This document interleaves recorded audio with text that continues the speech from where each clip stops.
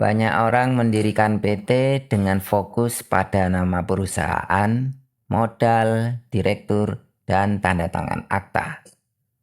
Tapi ada satu pasal yang sering dilewati begitu saja. Padahal kalau pasal ini salah, efeknya bisa panjang.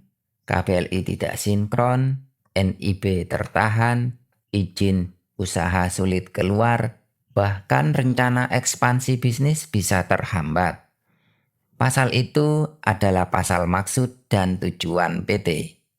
Di video ini kita bahas kenapa pasal ini sangat penting, khususnya untuk pengusaha di Lumajang yang bergerak di bidang pertanian, pengolahan hasil bumi, perdagangan, agrowisata, kafe, jasa, dan usaha berbasis lahan.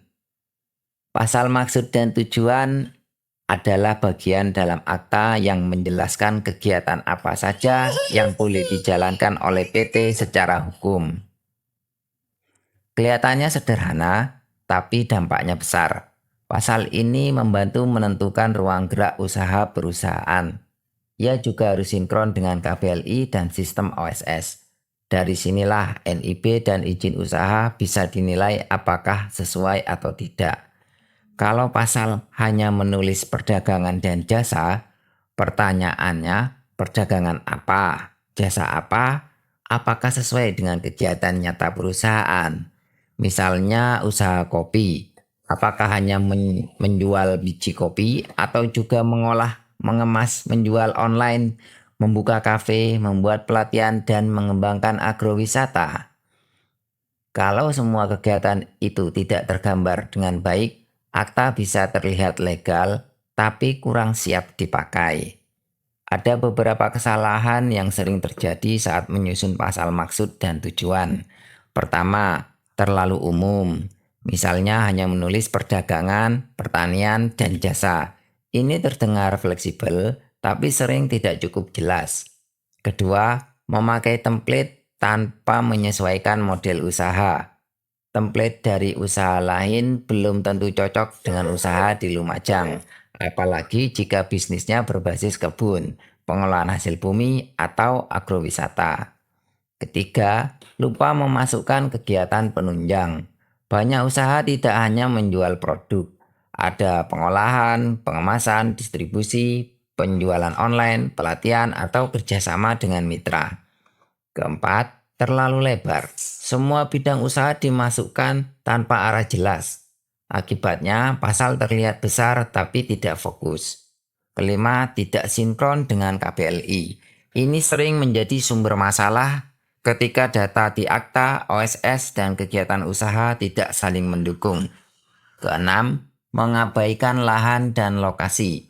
Untuk usaha berbasis kebun, gudang, tempat produksi, atau wisata, aspek lokasi harus dipikirkan sejak awal.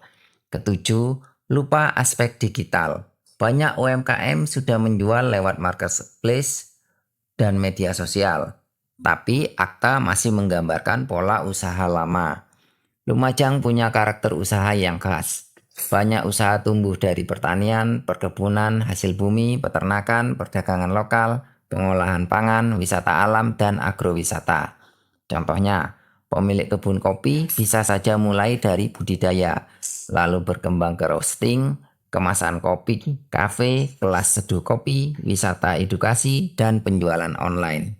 Atau produsen keripik pisang, awalnya hanya menjual produksi rumahan, lalu berkembang menjadi merek oleh-oleh, pemasok toko, penjual marketplace, bahkan membuka rumah produksi yang dikunjungi pelanggan.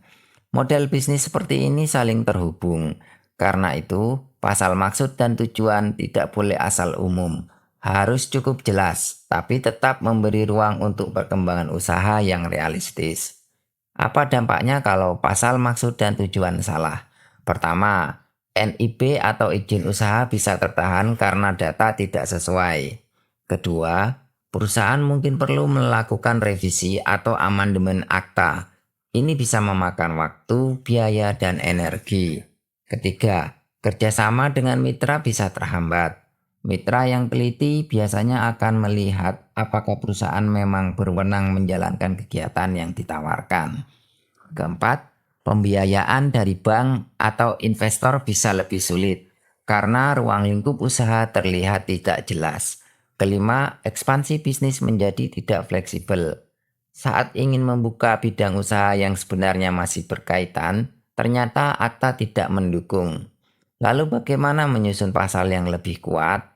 Pertama, bedah kegiatan usaha nyata. Jangan mulai dari template, mulai dari aktivitas bisnis yang benar-benar dilakukan. Kedua, pisahkan usaha utama dan usaha penunjang. Misalnya, usaha utama adalah pengolahan kopi, kegiatan penunjangnya bisa berupa distribusi, penjualan online, pelatihan, atau wisata edukasi jika memang relevan. Ketiga, cocokkan dengan KBLI. Jangan memilih KBLI secara acak. Pastikan KBLI sesuai dengan kegiatan nyata dan rencana bisnis. Keempat, antisipasi rencana 3-5 tahun. Jika dalam waktu dekat ingin membuka kafe, wisata, produksi, atau online store, sebaiknya dibahas sejak awal. Kelima, gunakan bahasa yang jelas, spesifik, dan tetap fleksibel. Jangan terlalu kabur, tapi juga jangan memasukkan semua bidang yang tidak berhubungan. Sebelum tanda tangan akta, coba cek beberapa pertanyaan ini. Apakah pasal sudah sesuai dengan kegiatan nyata? Apakah sudah mencakup rencana ekspansi? Apakah sinkron dengan KBLI? Apakah penjualan online sudah dipikirkan? Jika usaha berbasis lahan, apakah lokasi dan penggunaannya sudah dipetakan? Apakah pasal cukup jelas untuk dibaca oleh bank, mitra, vendor, atau calon investor? Jika sebagian besar jawabannya belum jelas, jangan buru-buru tanda tangan. Lebih baik cek dari awal daripada harus revisi saat usaha sudah jalan. Kalau Anda sedang menyiapkan pendirian PT atau PT perorangan di Lumajang, atau sudah punya draft akta tapi belum yakin maksud dan tujuannya sesuai, Anda bisa mulai dari cek ringan dulu. Tidak harus langsung revisi, cukup petakan bidang usaha, kegiatan nyata, rencana ekspansi, dan KBLI yang akan digunakan. Jika ingin diskusi awal, Anda bisa menghubungi WhatsApp 0817286283. Kirim saja ringkasan usaha Anda, apakah PT sudah berdiri atau masih tahap persiapan, dan kendala yang sedang dihadapi. Kesimpulannya, PT yang kuat bukan hanya dimulai dari akta yang cepat jadi. PT yang kuat dimulai dari pasal yang benar-benar memahami arah bisnis. Jangan anggap pasal maksud dan tujuan sebagai formalitas. Pasal ini bisa menjadi fondasi legal untuk pertumbuhan usaha Anda.